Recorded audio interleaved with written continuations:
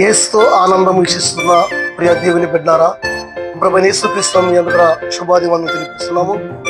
ఈరోజు ప్రత్యేకంగా మరి తల్లి స్త్రీ సభ మధ్యించినటువంటి మరి క్రీస్తు పునరుత్థాన 3వ ఆదివారములో మరి వాక్యాన్ని మనం బలపడేది పేతురు గారు తన యొక్క మరి ఈరోజు యోహాను శుభవార్త 21వ అధ్యాయం 1 వచనం కానించి మరి గలిలయ సరస్సు తీరమున సముద్రంలో చేపల పట్టకి వెళ్తున్నటువంటి సమయంలో మరి పేతురుతో పాటు కొంతమంది శిష్యులను తీసుకొని మరి వారిని అనుసరించి వెళ్ళినప్పుడు ఎదురైతే పేతురు గారు ఇంద్రమిత్రై చేపల కడగ జరిగింది. ఇంద్రమిత్రై మళ్ళీ అతను మళ్ళీ ఆ గలిలయ సముద్రంలో పడవని తీసుకువెళ్ళి మరి చేపల పడటానికి మరి ప్రయత్నిస్తున్నాడు. ఒకసారి మనం జ్ఞాపకం చేసుకోవాలి దేవుని బిడ్డరా. ఇంద్రమిత్రం అంటే తన జీవితంలో మొట్టమొదటిగా తన వృత్తి చేపల పట్టే జాలల వృత్తి.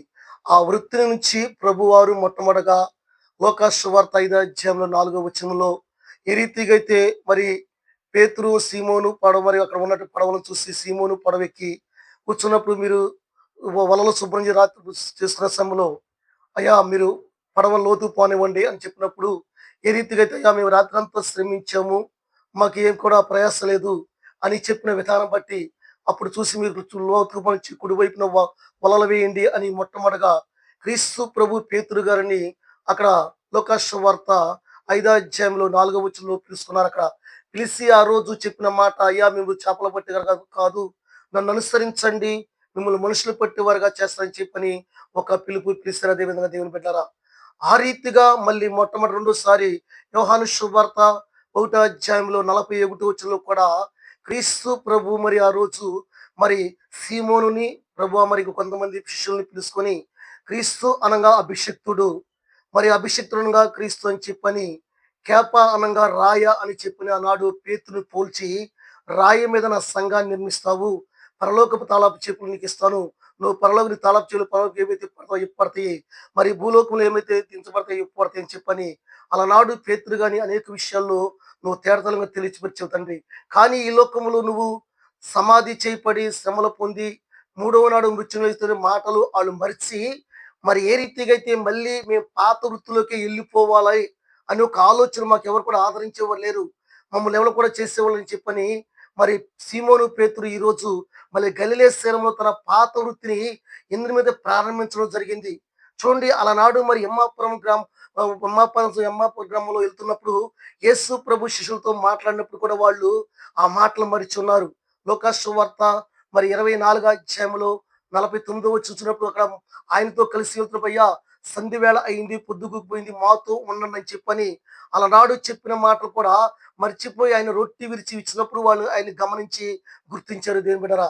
అదే విధంగా మరి ఈ రోజు ఆ సీమోను పేతురు తన యొక్క మమ్మల్ని ఎవరు కూడా ఆదరించేవారు లేని చెప్పని ఈ 3వ ఆదివారంలో 3వ పర్యము శిష్యులు కనపడి ఏ రీతిగా అయితే మీరు వలలో పోనివ్వండి నుంచి లోనకు పోనివ్వండి మళ్ళీ ప్రయాసపడి ఏమీ దొరకాళ్ళు విచారిస్తూ ఉన్నప్పుడు మళ్ళీ ప్రభువారు వచ్చి మీ వలలు లోనకు పోనివ్వండి అని చెప్పినప్పుడు సీమోను పడవెక్కి అయ్యా మీరు రాత్రంతా శ్రమించి ఏం ప్రయాస లేనప్పుడు నా మాట ఇన్ని మీరు వేయండి వలలు అని చెప్పినప్పుడు ఎలాగైతే 153 చేపలు వాళ్ళ చిరిగిపోయి అంతగా పడినప్పుడు అందరూ కూడా సహాయపడమని చేసినప్పుడు వల్ల పిలగలేదు, పిరిగిపోలేదు వచ్చింది. కానీ యేసు ప్రభు కొన్ని చేపలు నా దగ్గర తీసుకురమని పిలిచినప్పుడు ఆయన వంట తయారు చేసి అందరూ కూడా సిద్ధపరిచి చూసినప్పుడు వస్త్రహీనుడై సీమోను గుడ్డలు ఇప్పుకొని సముద్రంలో తోకటం జరిగింది దేవుని బిడ్డారా.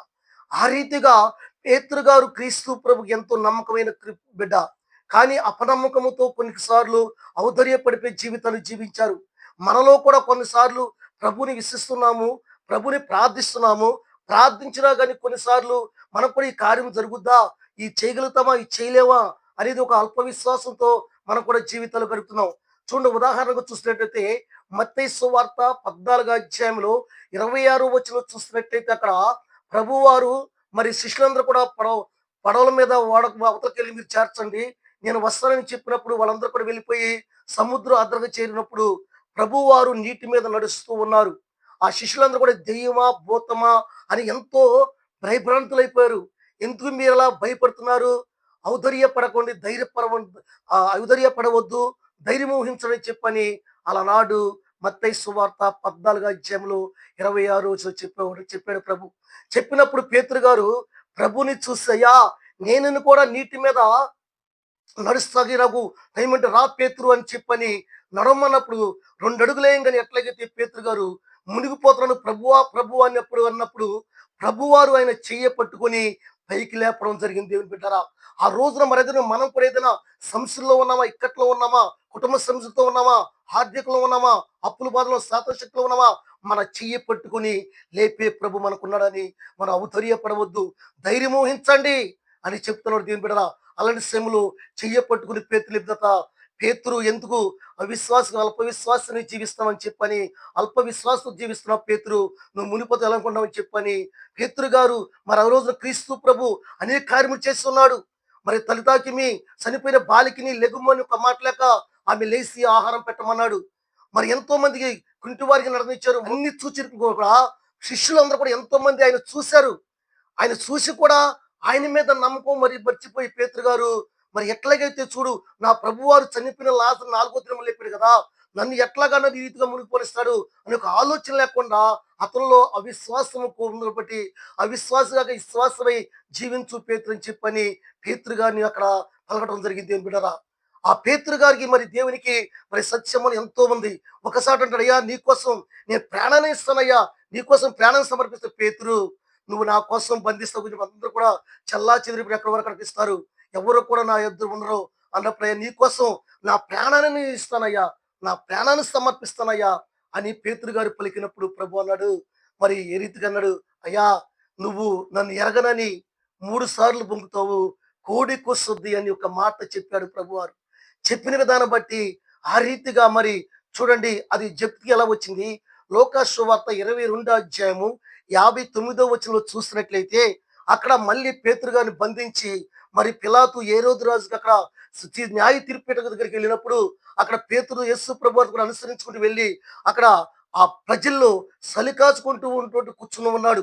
కూర్చున్నప్పుడు ఒక బాలిక చిన్నదొచ్చి, అయ్యా నువ్వు కూడా వాళ్ళలో అనుసరించేవాడు ఒకడు కాదా అని చెప్పినప్పుడు కాదని పొంకాడు. ఇంకొక వ్యక్తి వచ్చి, అయ్యా నిన్నటిదాకా ఆయనలో అనుసరించి శిష్యులో ఒకడో కదా నువ్వు అని చెప్పని ఏ రీతిగా అడిగినప్పుడు రెండోసారి పొంకాడు. దేవుని పెట్టారా, ఆ రీతిగా మూడో ప్రేమక పలక మాటలకి మరి పలికినప్పుడు కోడి కూసింది. 3 సార్లు కోడి కూసింది. కోడి కూసినప్పుడు ప్రభువారు వెనక్కు తిరిగి పేతురు వంక చూడంగానే పేతురు ఎక్కి ఎక్కి పడి వేడుచున్నాడు. దేవుని పెట్టారా, అయ్యో నా ప్రభు ఒకనాడు చెప్పాడు ఈ మాట, ఆ రీతికి చెప్పి తీర్చుకొని ఆయన కోసం ఏడ్చి ఎక్కి ఎక్కి ఏడ్చి పడిచాడు. దేవుని పెట్టారా, మనం కూడా ఈ రీతిగా ఈ సమాజంలో మనం కూడా చేసిన కార్యాలను, చేసిన సూచన క్రియలను మనం కూడా అయ్యా స్నేహితుల కోసం, ఒక భార్య కోసం, అమ్మా నీకోసం నేను ప్రాణం నడిపిస్తాను, నీకోసం త్యాగం చేస్తాను అని ఈ సమాజంలో మనం చెప్పుతాం. కానీ ఆ సమయం వచ్చేపాటికి తోటి సహోదరులే, తోటు తల్లిదండ్రులే ఎవరెవరో తెలియదు అన్నట్టుగా మాట్లాడుతున్న ఈ సమాజం ఈ రోజున. అదే విధంగా ప్రభుని విడనాడినప్పుడు పేతురు గారు వెక్కి కొన్ని వేడిచిన బట్టి ఈ రోజు అదే ప్రభుని మళ్ళీ వచ్చి యోహాను సువార్త 21వ అధ్యాయంలో అన్నాడు, అయ్యా పేతురు నా గొర్రెలను కాస్తావా, నా గొర్రెలను కాపరం కాస్తావా, అయ్యా నువ్వు సర్వం వెలుగు దేవుడు, సర్వము ఎరిగిన దేవుడు అయ్యా ప్రభువా, అయ్యా నేను కాస్తాను అని చెప్పాడు. అట్లా 3 పర్యాములు పేతురు గారిని నా గొర్రెలను కాయము, నా గొర్రెలను కాపరిగా ఉండుము అని 3 పర్యాములు అడంగా, అయ్యా నేను కాస్తాను, నేను కాపరిగా ఉంటాను, నువ్వు సర్వం ఎరిగిన అని 3 మార్లు పేతురు గారిని అడగడం జరిగింది. బ్రదరా, మొట్టమొదటి పోపుగా మనకి పేతురు గారు ఈ లోకానికి సంఘానికి శిరస్సై ఉన్నాడు. ఆయన నా సంఘాన్ని బండ మీద నిర్మిస్తావు పేతురు అని చెప్పిన మాటలు ఆ రోజు మరి మత్తయి సువార్త మరి 16వ అధ్యాయంలో 18వ వచనంలో చెప్పిన మాటలు మనం ఒకసారి చెప్తే ఏంటంటారా, నువ్వు పరలోకములో ఉండి ఏమైతే తాళం చెవులకి ఇస్తాను, పాతాళ లోకం పరలోక తాళం చెవులు ఎవరైతే నువ్వు విప్పడతావు, ఎవరైతే బంధించబడతావు అని చెప్పని పేతురు గారు ఈ లోకములో అనేక విధాలుగా ఇచ్చిన విధానం బట్టి ఏం చూస్తాం దేవుని పెట్టారా.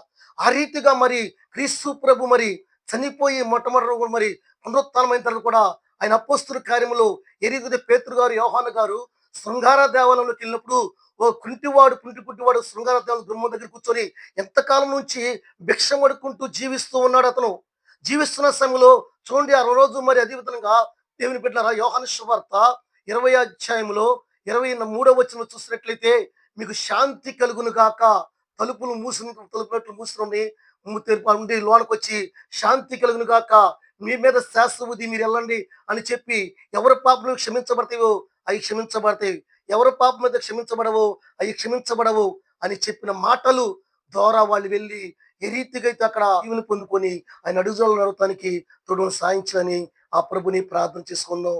దేవుడి చిన్న వాక్యాన్ని దీవించును గాక.